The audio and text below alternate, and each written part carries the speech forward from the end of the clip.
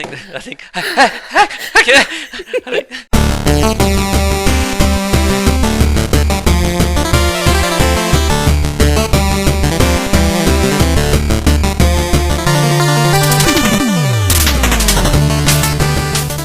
Bonsoir. Bonsoir. This is take 3.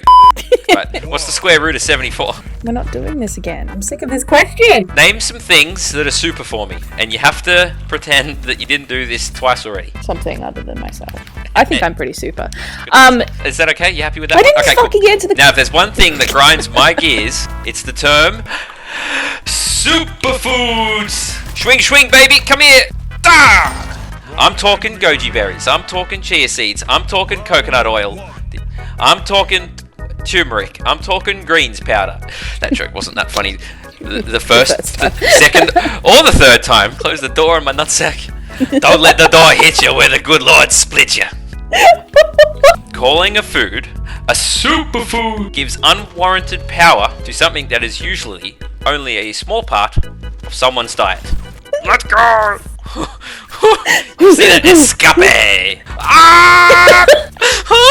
Okay! Now, the term superfood is mostly just a marketing term used by influencers and food companies. The term superfood is mostly just a marketing term used by influencers and food companies to help drive sales of whatever snake oil food they are trying to sell. Some of the most popular superfoods do have some niche health benefits, but for most foods touted as being super, the supposed health claims are usually in their infancy of research, so the claims made are blown way out of proportion. There's way too much stock put into that versus like the rest of what you eat. But sticking turmeric in your coffee isn't gonna change the fact that you downed 12 vodka raspberries last night, Jessica. A good example is coconut oil being promoted as the best oil to use, when in reality, it's something that should be used sparingly because it's a saturated fat, which is something that should be consumed less than unsaturated fats like polys and monos. Now, Chelsea, you've explained twice now the thing. Have I got something to say about coconut oil? So, so coconut oil has become really, really popular to use throughout multiple parts of the beauty routine. But unfortunately, a lot of people are going to like Kohl's and picking up a cooking oil to put on their face and hair. Please don't do that. Please don't do that. Unrefined cooking coconut oil has molecules that are like far too big, and they clog up the pores of the skin. And it's also bad for your hair for the same kind of reason. So if you're going to use coconut oil, get a highly refined one. They're going to be more expensive, or you could just avoid it altogether because it's not actually that good. What are you doing, kid? Get your sword! Get your sword! Ah! Foods that are called superfoods have been given artificial superiority, and so many people believe that their diet is hugely enhanced because they consume it. Like you said before, Chelsea, you know, the turmeric in your coffee isn't going to outweigh the naked chicken chalupa and the beppis that you had last night. This instantly creates a divide between superfood and normal food. Yes, it does. Food is food. Food. We'll get Chelsea. We'll get Don't there. give the video away. More often than not, someone who sees foods. Did I do this bit? Someone who sees foods as superfoods. I don't like the way I've written this. I've had 3 times to rewrite the way I've written this. More often than not, someone who sees certain foods as superfoods think that they're doing better or doing good when they're regularly consuming them compared to when they don't regularly consume them.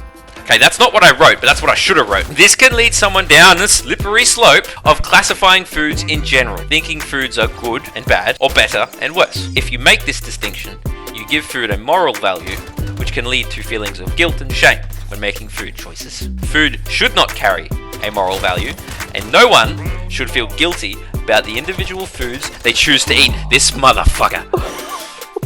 Is this a stressful situation? I'm not sure. Spiders! They want me to tap dance! I don't want to tap dance! Now, depending on how pervasive this way of thinking is, it can become something that has a huge effect on your day-to-day life and how you feel about yourself. If left unchecked, this way of thinking can easily lead to disordered eating, orthorexia, and anxiety, especially when it comes to social gatherings with food present. Get him? Food should enhance your life, not hinder it. Okay. I baked a cake today. I feel like we've got possums on the roof, but that can't be happening right now, can it? I mean, it could, technically. Where are possums during the day? Ask Lauren. Lauren will know. She has possums in her kitchen. Jeff, have you seen my Yu-Gi-Oh? Ah! Hi, Jaden, how many times have I told you? You borrowed them. Good, get out of here before I pull your dick off. When someone is trying to lose body fat, they can sometimes believe that superfoods will aid their fat loss because they have special fat loss benefits. While some foods are definitely better suited for fat loss, like potatoes being more satiating, it doesn't change the it doesn't change the fact that you have to create an energy deficit in order to lose body fat, and no single food will cause fat loss or fat gain. Quote unquote healthy food does not mean fat loss, and quote unquote unhealthy food does not mean fat gain.